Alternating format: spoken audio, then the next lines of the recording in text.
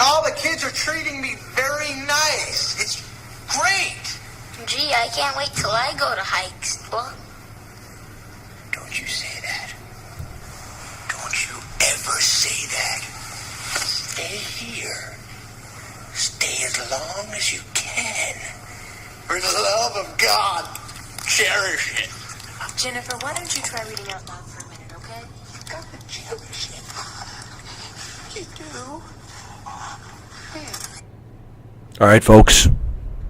Quick clip from Billy Madison once again, and we got Universal Pictures to cite our source, and we have the producer, Rob Simmons, and of course none other than Adam Sandler, the famous actor in Billy Madison, providing that beautiful clip for us. Oh, good afternoon, folks. Back here with the Hike School podcast. Been a little while. Last podcast we sent out, Mr. Neil Jurgens was with us, talking about a gap year and, moving on to the old college education.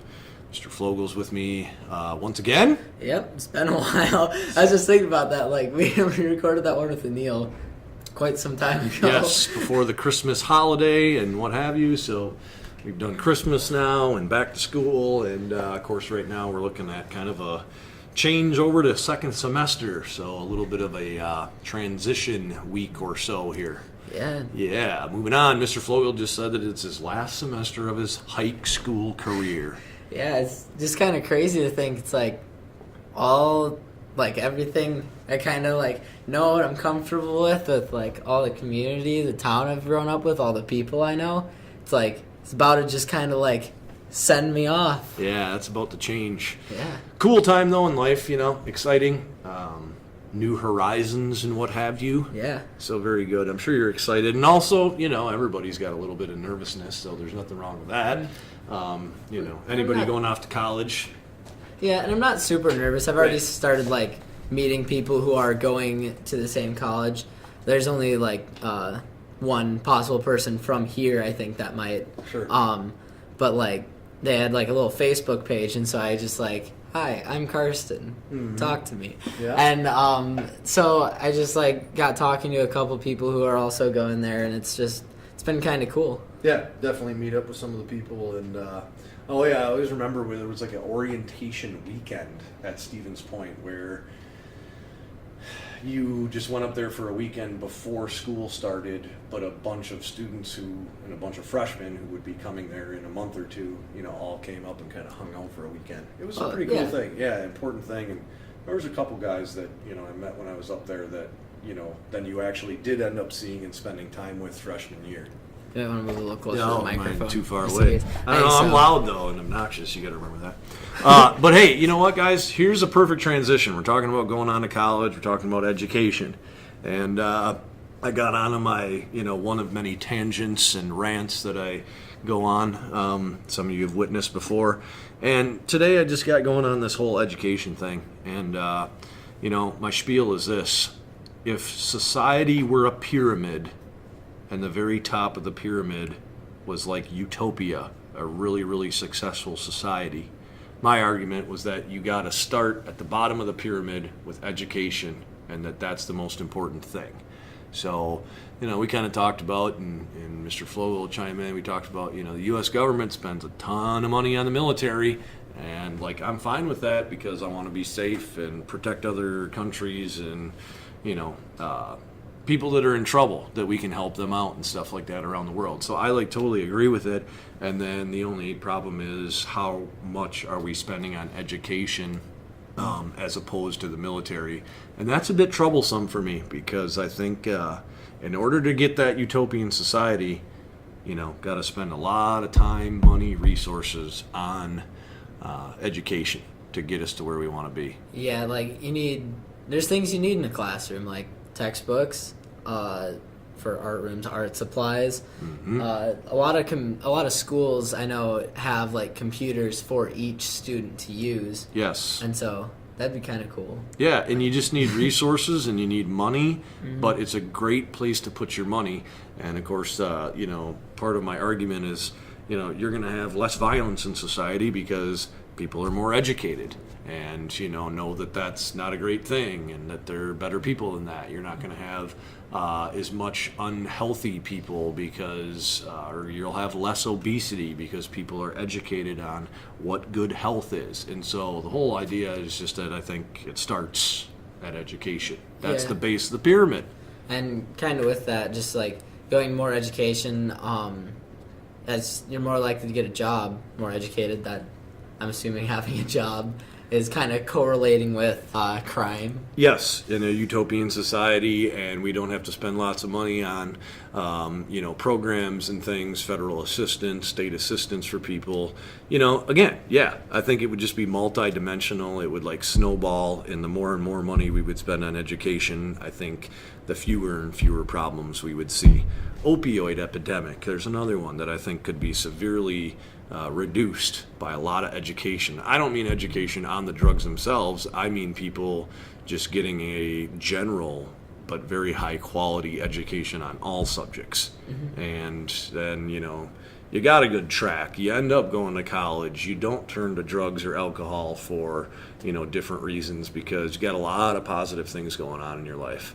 So, man, we could just go on forever about this one. Education, super important. Muy importante. Yes, that's right, to get a little Spanish education in there. I don't think that's actually Spanish, though. Well, I think you're okay.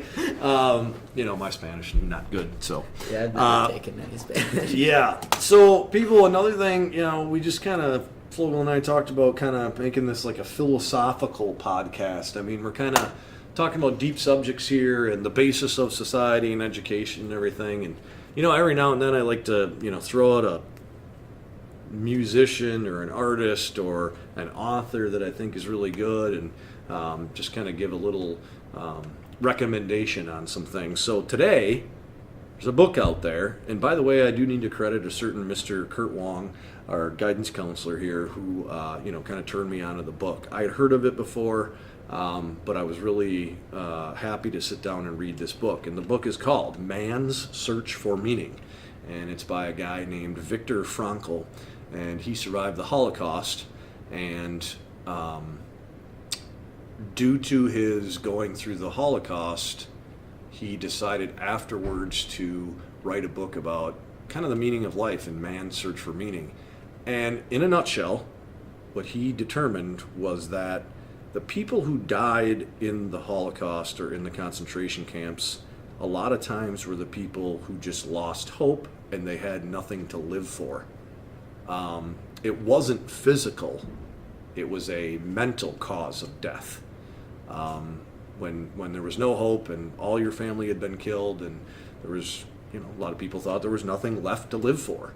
And so he said that you could actually see it in the camps. You could see it a day or two before someone died, that you could kind of look in their eyes and look at their body and just say, they're on the verge of giving up. Yeah. They have nothing else to live for. And he said, 9 times out of 10, 2 or 3 days later, you would see that person and they would be dead.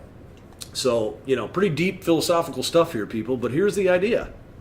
You gotta have something to live for and hope and meaning in your life. And if you don't, then it gets pretty tough. So, yeah. Yeah, and it's like you were explaining before how he was a scientist and he was doing research, and his meaning of life was he had to finish the research. He had to survive because the reason God had put him on the earth was so he could do this research. Correct. And thank you for that, because I kind of forgot. So it's he had unfinished business, and so that's what he talked about. Most of the people that survived kind of had that approach. They had something else to live for. They had a wife to go home to. They had children to go home to. If they didn't have that, like you just said, they had, scientific research to finish. They had, a best friend that they knew was, living in America or something, and if they could just survive, they could go find that best friend. So you needed to have something to hang on to. And anyway, the book again, Man's Search for Meaning, by Viktor Frankl. You should check it out. It's a pretty short read, people. Yeah, it's not thick. Yeah, 130, 140 pages. I don't know, reading level wise, I think y'all would be good in high school with it, but I think it's also a famous book. I mean, many people have probably heard of it before. So there's that. Yeah. Flogel. And then I was just going to do a little thing because it's about, like, unfinished business and, like, what you're going to do with your life. And I don't know, I just wanted to talk a little bit about my plans for the future. You bet. After high school, because that's coming up very fast now. So right now I'm going to UW Stout.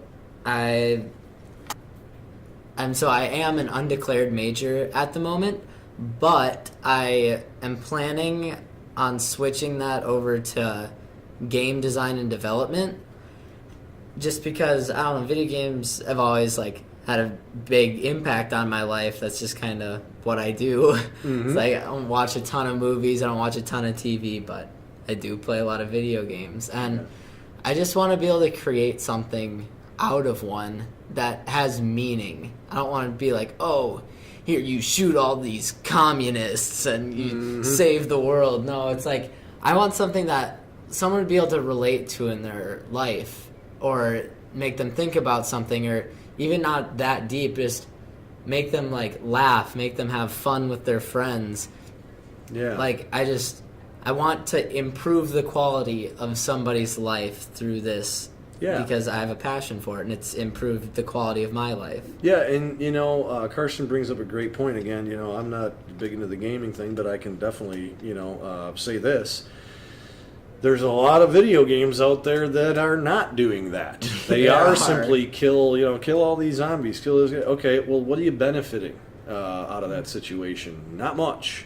So, you know, I even thought about the other day, like, Risk, you know, and that was about, like, foreign policy and taking over other countries. I mean, at least there's, like, an educational value to it as opposed to just shooting and killing people.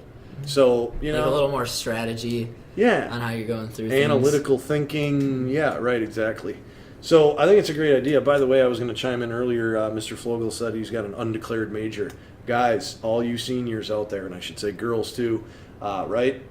That majors at college, I don't know what the stats are, but I'm going to go ahead and say that 50% or more of college students go to college with a major in mind, and they do not end up doing that major. Yep, I've heard that from a lot of my friends who have since graduated. They're like, I don't know what I'm going to do. I thought I was going to do this, but I am not anymore. Yeah, I did not like that. Yeah, and guys, you know, the reason I bring that up is I don't want anybody to, like, feel bad about that. You know what I mean? If you're sitting here as a junior or senior in high school and you're like, I have no idea what I want. Yeah, most people don't know what they want to do.